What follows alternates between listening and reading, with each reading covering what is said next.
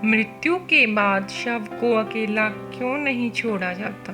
हिंदू धर्म में मृत्यु के बाद शव को जलाया जाता है। साथ ही आपने यह भी देखा होगा कि जब किसी की मृत्यु सूर्यास्त के बाद होती है तो उसका दाह संस्कार रात को नहीं किया जाता। यदि किसी परिवार में किसी व्यक्ति की मृत्यु यदि शाम के बाद होती है तो शव को अकेला नहीं छोड़ा जाता, तो उसके शव को रात भर घर पर ही रखा जाता है और अगले दिन उसका दाह संस्कार किया जाता है। इसके अलावा पंचक समय में यदि किसी की मृत्यु होती है तो उसके शव को भी कुछ समय के लिए घर पर ही रखा जाता है और जब पंचक काल समाप्त होता है तो दाह संस्कार किया जाता है, क्योंकि गरुड़ पुराण में बताया गया है कि सूर्यास्त के बाद या पंचक समय में किसी मर्त शरीर का दाह संस्कार किया जाए तो उसको मोक्ष की प्राप्ति नहीं होती। यदि कोई रात में मर जाए तो रात को शव को लेकर शमशान घाट नहीं जाते, उसे घर पर ही रखा जाता है और सुबह उसका दाह संस्कार किया जाता है। ऐसे में मर्त शरीर को अकेले में नहीं छोड़ा जाता और कोई ना कोई व्यक्ति उसके पास मौजूद रहता है। शव को अकेला ना छोड़ने का सबसे बड़ा कारण यह है कि अगर शव को अकेला छोड़ दिया जाए तो हो सकता है कि कुत्ते या कोई भी जानवर उसको खा जाएं और गरुड़ पुराण की माने तो मर्त आत्मा को भी यमलोक के मार्ग में ऐसी ही यातनाएं सहनी पड़ती हैं। और साथ ही ऐसा भी माना जाता है कि शव को यदि अकेला छोड़ दिया जाए तो उसमें कोई बुरी आत्मा निवास कर सकती है।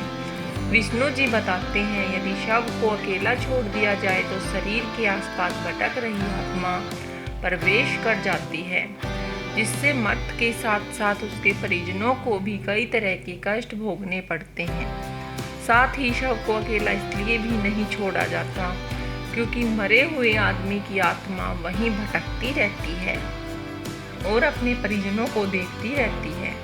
कहा जाता है कि इंसान की मौत के बाद शरीर आत्मा से खाली हो जाता है और उस मर्त शरीर में कोई बुरी आत्मा का साया अपना अधिकार जमा सकता है। इसलिए यह जरूरी है कि शव के पास कोई ना कोई बैठा रहे और शव के चारों तरफ आसपास धूप बत्ती जलाकर रखें।